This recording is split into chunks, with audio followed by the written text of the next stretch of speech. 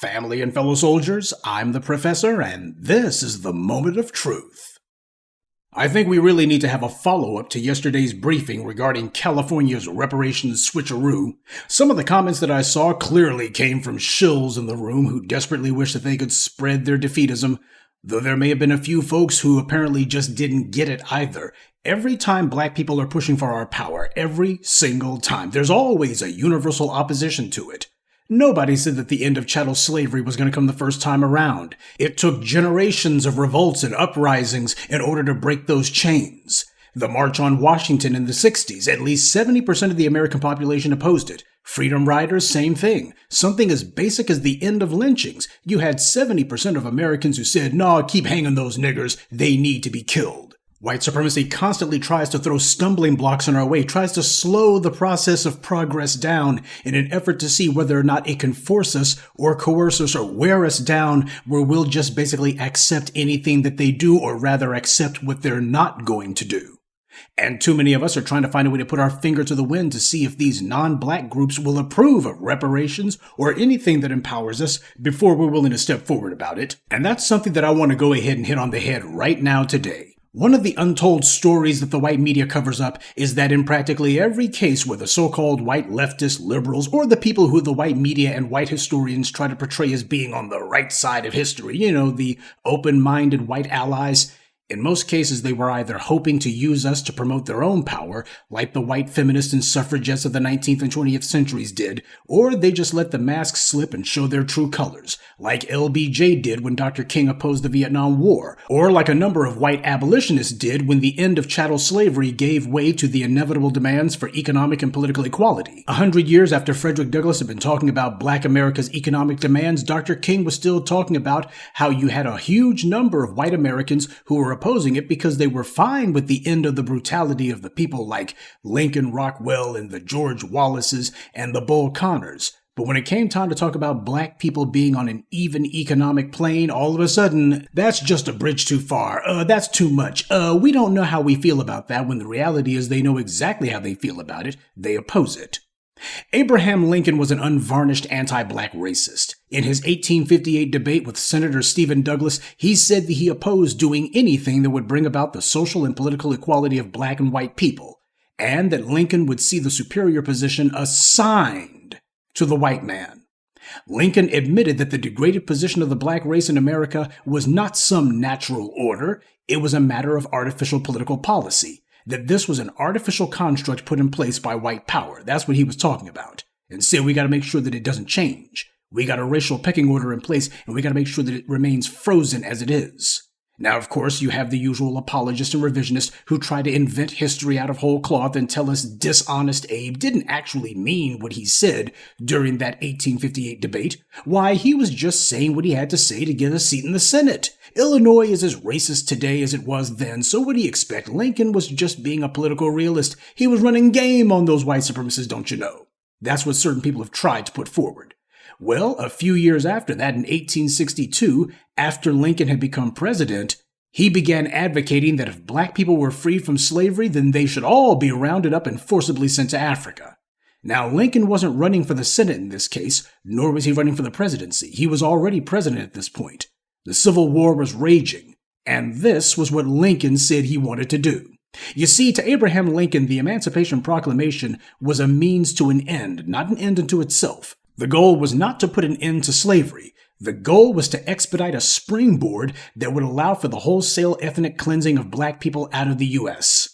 That's what happens to slave populations normally. This is what history has shown. After slaves are forced to build someone else's wealth, they are then eliminated afterwards. Either they're driven out of the land that they built up, or they're slaughtered altogether. You see, they tried both of those tactics with us, and they failed both times. We're still here.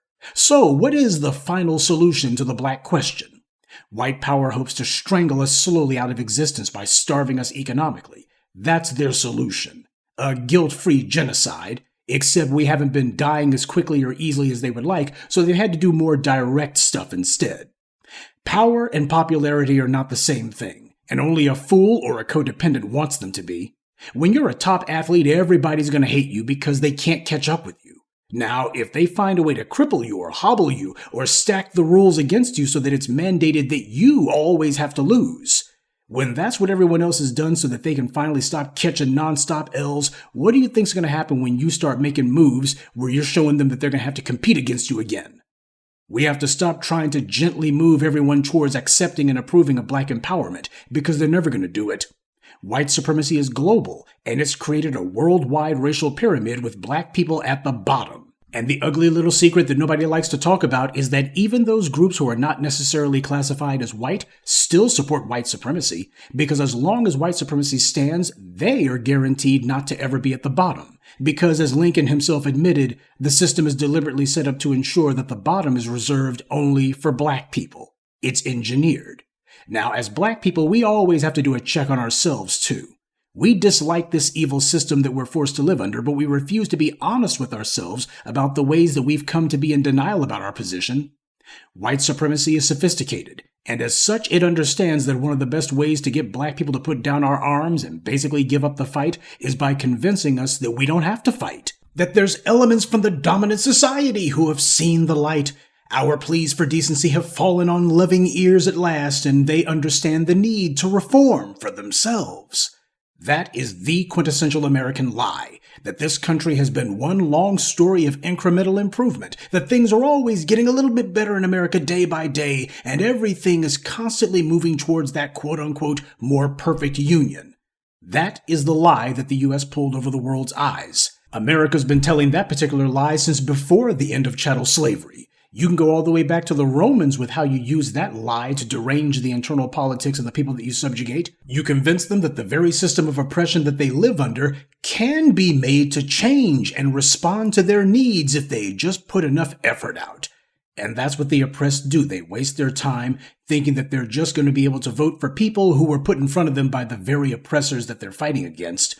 And rather than try to bring down the system, they instead waste their time trying to work within it by its own rules. Well, you better understand that this system has to be forced to do things that it wasn't made to do.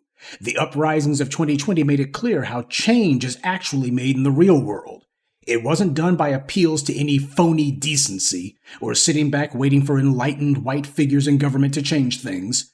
It was done by people making it clear the country would be forced to pay a price for its anti-black racism. Not nearly as often or as severely as need. But the process began, and it wasn't accomplished by caring what anyone else thought. We'd keep holding ourselves back, and in the process allowing white supremacy to live to oppress us another day. This system of anti-black racism has to be torn down, and it's the hands of black people that will have to do it. So, are we fine with that, or are we going to try to figure out how to make sure we wait until everybody else is comfortable with it? A huge part of the reason we don't tear down this wicked system is because we don't have enough resources or organization to create a new system to replace it. This is what H. Rap Brown meant when he said these white supremacists don't have us outnumbered as much as they have us outorganized. And he was right. They can have us outnumbered 5-1, but if 3 of their number are not really motivated to fight, and all of them are cowards, then do they really have a numerical advantage over us? These are some of the founding myths that America has inflicted on the minds of the masses, and myths are a form of indoctrination.